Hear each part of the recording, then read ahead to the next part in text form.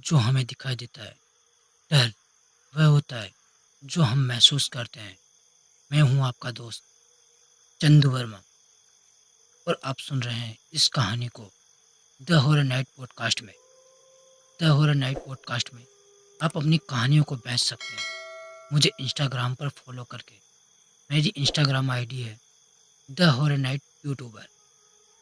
तो चलिए आज की कहानी को हम शुरू से शुरू करते हैं। तो लगाइए आप भी हेडफोन और महसूस कीजिए इस डरावनी कहानी को।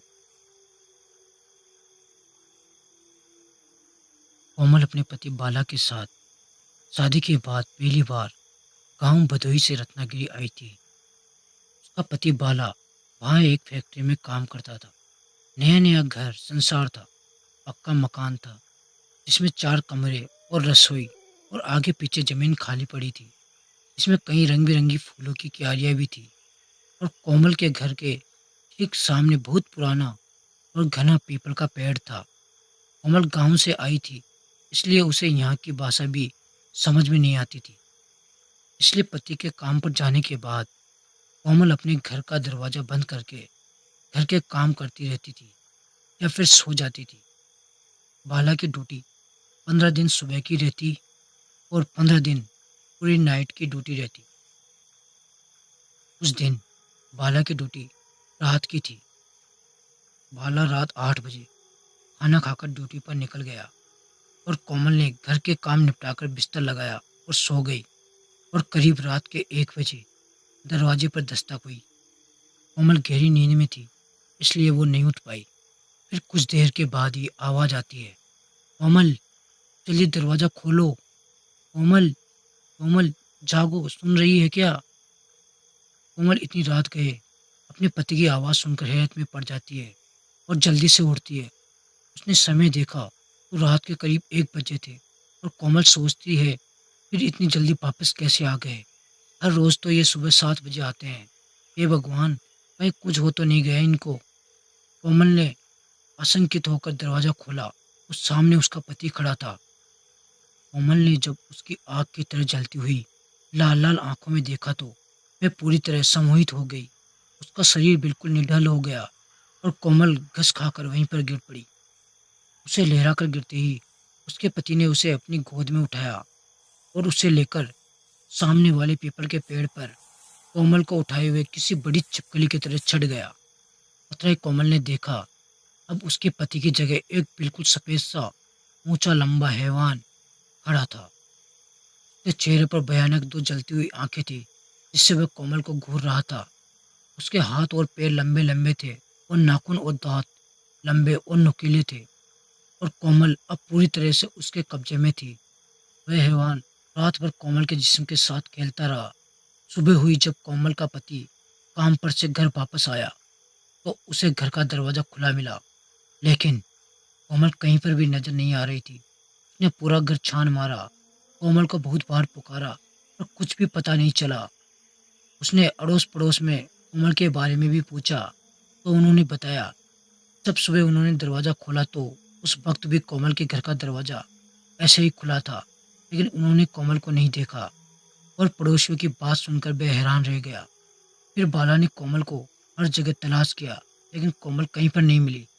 तभी एक बच्चा आकर बोला, अंकल वो आंटी उस पीपल के पेड़ के नीचे बेहोश पड़ी है। बाला दौड़कर उस पीपल के पेड़ के पास गया। वो देखा कोमल वहाँ जमीन पर बेहोश पड़ी है। सारी कॉलोनी वाले खबर पाकर इकट्ठा हो गए। कॉलोनी की औरतों ने बताया कि इस पीपल के पेड़ पर तो मुंजा का वास है। जरूर ये उस मुंजा की ही कारस्तानी है। बाला चौंक गया। उनसे पूछा, ये मुंजा कौन है और मेरी पत्नी से उसका कौन सा संबंध है? हमें तो यहाँ आए हुए अभी सिर्फ 15 दिन ही हुए हैं। मेरी कोमल तो किसी को यहाँ जानती भी नहीं है। उस कॉलोनी की एक वृद्ध महिला ने कहा, अपनी पत्नी को ले जाकर घर की जमीन पर चटाई बिछाकर लिटाओ और उसके सिराने नीम के पत्ते रख दो। अगर वे पत्ते 1 घंटे में सूखकर काले पड़ जाए तो समझ लो यह मुंजा के कब्जे में है। फिर हमारे पहचान में एक अगोरी है, उन्हें बुलाना पड़ेगा।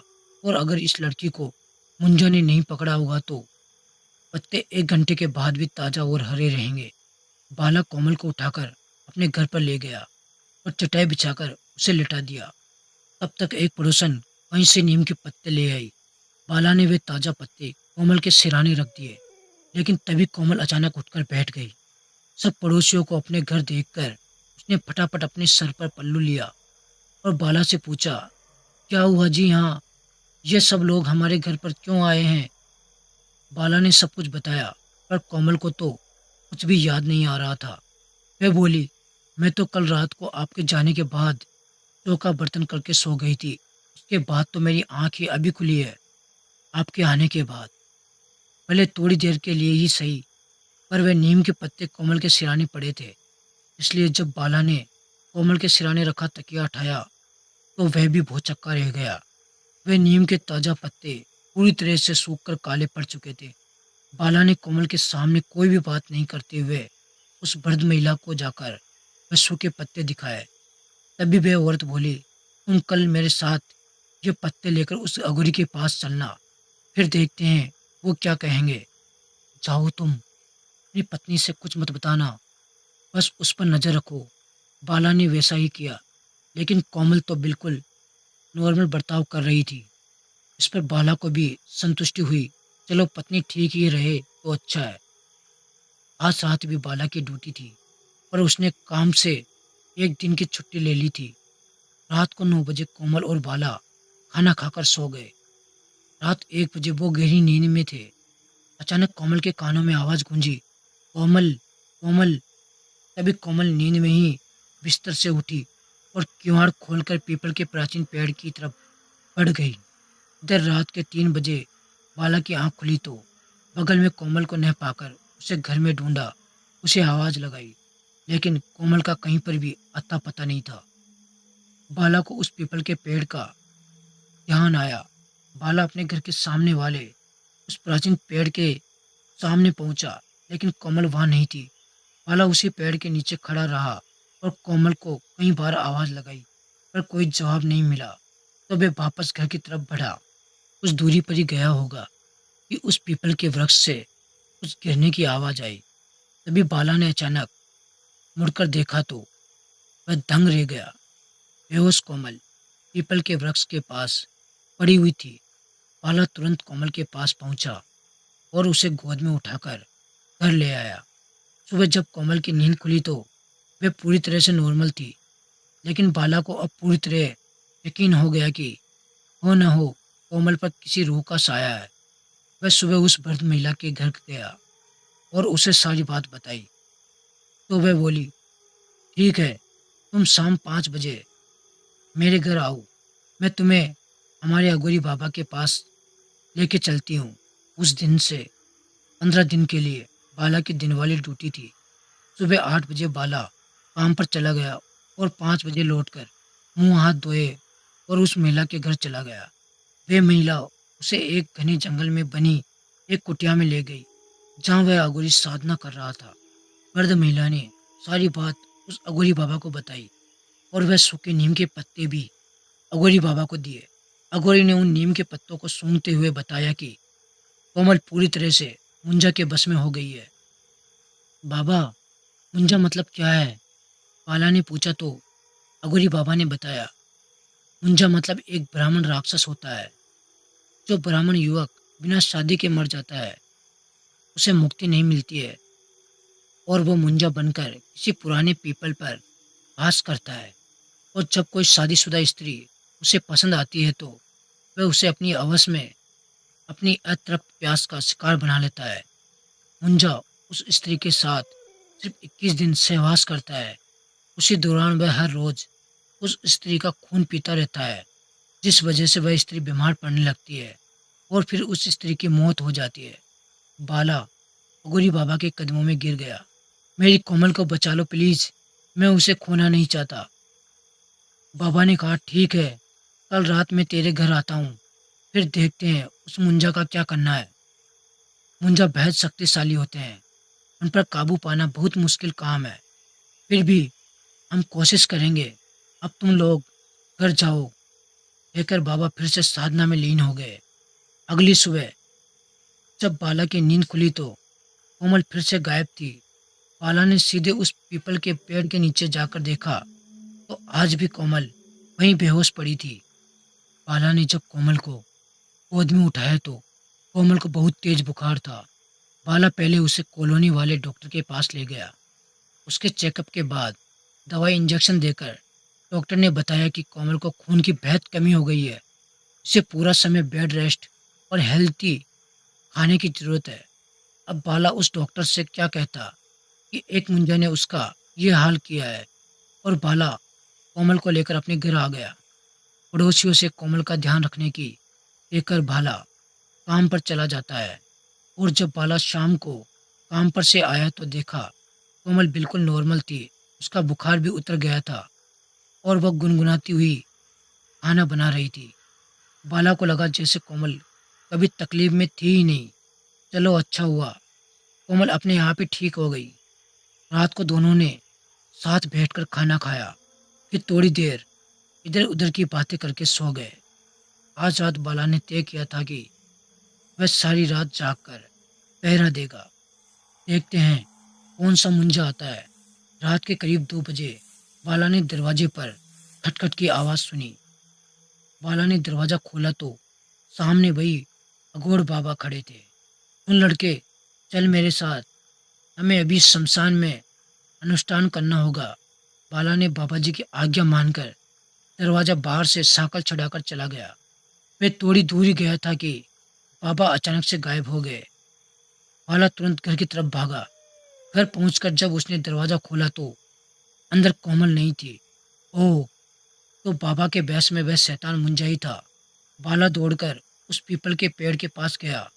चीखा, हे मुंजा शैतान, तेरा मेरी कोमल ने या मैंने क्या बिगाड़ा है? छोड़ दे मेरी कोमल को बदमाश। तू मर चुका है। तेरा कोई अस्तित्व नहीं बचा है इस दुनिया में। समझा? छोड़ दे मेरी पत्नी को। हवसी मुंजा। मुंजा उस समय बेहोश कोमल को निवस्त्र कर उसे पेड़ की ढाल पर लटकाए हुए उससे चिपका हुआ कोमल की गर्दन से खून पी रहा था। बाला ने जमीन पर पड़े पत्थर उठाकर मुंजा पर बरसाना शुरू किए। मुंजा बाला के पत्थर फेंकने से आग बबूला होकर एक छलांग में नीचे खड़े बाला के सामने आया और जोरदार तमांचा बाला के गाल पर जड़ दिया। बाला गोल गोल घूमता हुआ दूर जमीन पर जाकर गिरा। उसके सिर और नाक कान से खून निकलने लगा। वो बेहोश हो गया।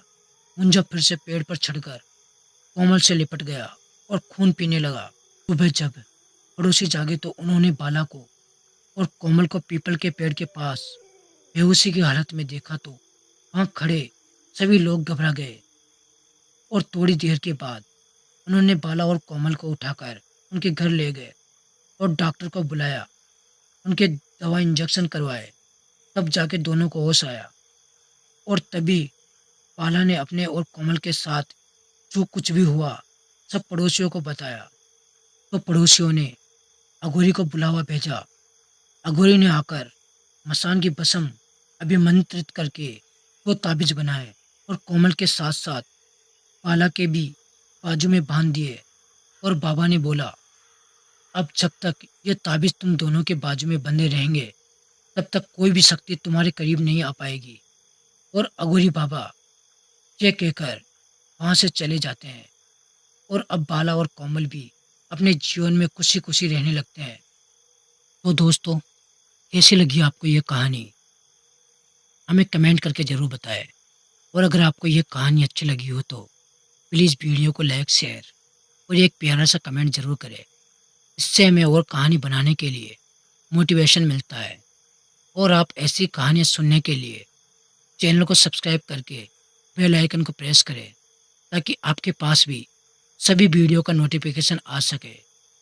और हाँ, अगर आपके पास भी ऐसी कोई भूतिया कहानी या आपके साथ घटी कोई कहानी हो तो आप हमें हमारी इंस्टाग्राम आईडी पर शेयर कर सकते हैं।